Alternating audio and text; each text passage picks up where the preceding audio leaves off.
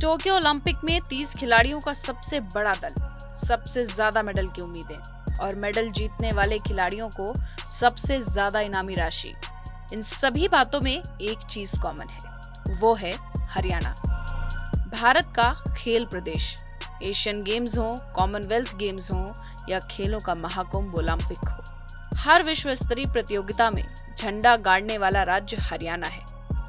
इस बार भी भारत को इकलौता गोल्ड मेडल दिलाने वाले नीरज चोपड़ा हरियाणा से ही आते हैं। आज हर कोई ये सवाल पूछ रहा है कि आखिर इस राज्य के खिलाड़ी ऐसा क्या खाते हैं कि मेडल के मामले में हरियाणा हर बार अव्वल निकल आता है।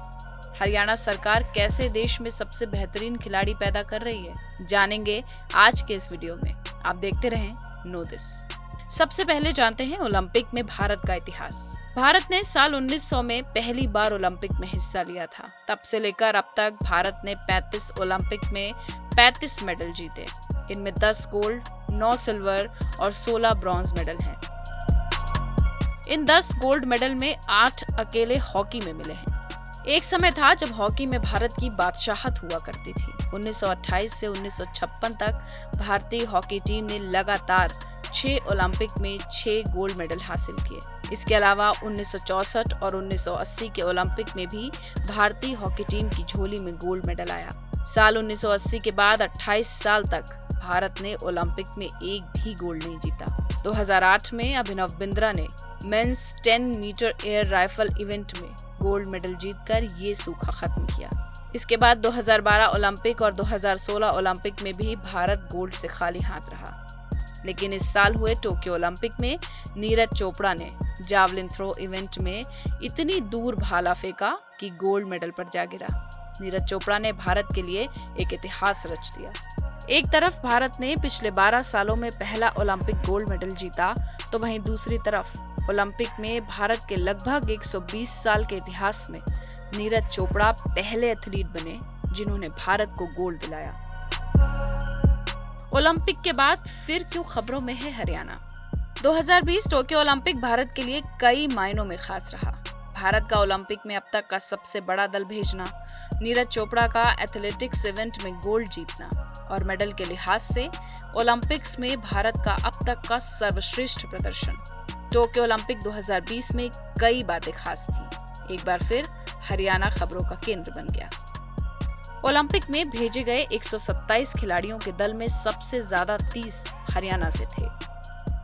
भारत के 7 ओलंपिक मेडल में से सबसे ज्यादा 4 हरियाणा के खिलाड़ियों ने जीते। भारत को एथलेटिक्स में गोल्ड मेडल दिलाने वाला एकमात्र राज्य हरियाणा है। खेलों में हरियाणा की सफलता सिर्फ 1 या 2 अंतर्राष्ट्रीय प्रतियोगिताओं में नहीं झलकती। 2018 एशियन गेम्स में भारत के 69 मेडल में से 18 मेडल हरियाणा ने जीते। गोल्ड कोस्ट कॉमनवेल्थ गेम्स में भारत के 66 मेडल में से 22 हरियाणा से आए। 2014 ग्लासगो कॉमनवेल्थ गेम्स में भारत की झोली में 64 मेडल आए, जिनमें से 19 हरियाणा ने जीते। 2010 नई दिल्ली कॉमनवेल्थ गेम्स में भारत के 101 मेडल में से 27 मेडल हरियाणा के खिलाड़ियों ने जीते। तो सवाल उठता है कि मेडल के मामले में हरियाणा हर बार बाजी कैसे मार जाता है? एक्सपर्ट्स की माने तो खेलों में हरियाणा के अव्वल रहने की वजह है खेल में उसका हेवी इन्वेस्टमेंट। इस इन्वेस्टमेंट को आप 3 तरह से बांट सकते हैं: cash prize, land, job security. Haryana ने ओलंपिक में गोल्ड मेडल जीतने वाले अपने राज्य के एथलीटों के लिए 6 करोड़ रुपए की नगद राशि की घोषणा की है। वहीं सिल्वर के लिए ये रकम 4 करोड़, ब्रॉन्ज के लिए लगभग 2 करोड़ और चौथे नंबर के लिए 50 लाख रुपए की प्रोत्साहन राशि देने का ऐलान किया है। हरियाणा सरकार ने ओलंपिक पदकधारियों को जमीन देने की भी घोषणा की है। ओलंपिक में भारतीय पुरुष हॉकी टीम में शामिल हरियाणा के दोनों खिलाड़ी सुरेंद्र कुमार और सुमित वाल्मीकि को कंसेशनल रेट पर HSVP के प्लॉट दिए जाएंगे। कुश्ती में सिल्वर मेडल लाने वाले रवि कुमार दहिया को भी प्लॉट देने की घोषणा हुई है। इसके अलावा हरियाणा सरकार हर खिलाड़ी को सरकारी जॉब भी देती है।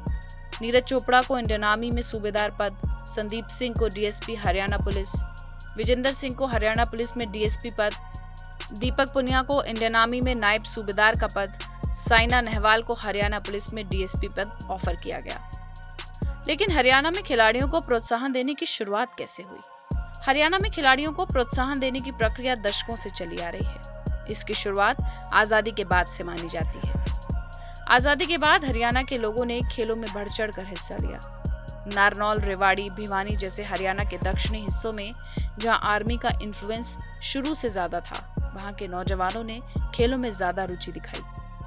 हरियाणा से आर्मी बैकग्राउंड के कई खिलाड़ियों ने देश को ओलंपिक में रिप्रेजेंट किया।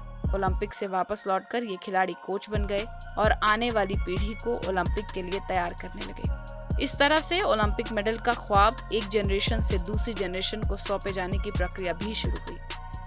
रेसलर्स लीलाराम, देवी सिंह और लॉन्ग जंपर राम मेहर कुछ ऐसे ही नाम हैं। हरियाणा की मड टू मैट स्कीम और 2000 में स्पोर्ट्स पॉलिसी की बदौलत आज राज्य से कई खिलाड़ी विश्व स्तरीय प्रतियोगिताओं में तिरंगा लहरा कर आ रहे हैं। टोक्यो ओलंपिक में हरियाणा एक बार फिर अन्य सभी राज्यों के लिए मिसाल बनकर उभरा है। तो ये था हमारी तरफ से आपके लिए एक और इन्फॉर्मेटिव वीडियो। कैसी लगी ये जानकारी कमेंट सेक्शन में हमें जरूर बताएं। और इसी तरह आसान भाषा में समझाई स्टोरीज देखने के लिए आप देखते रहें नो दिस।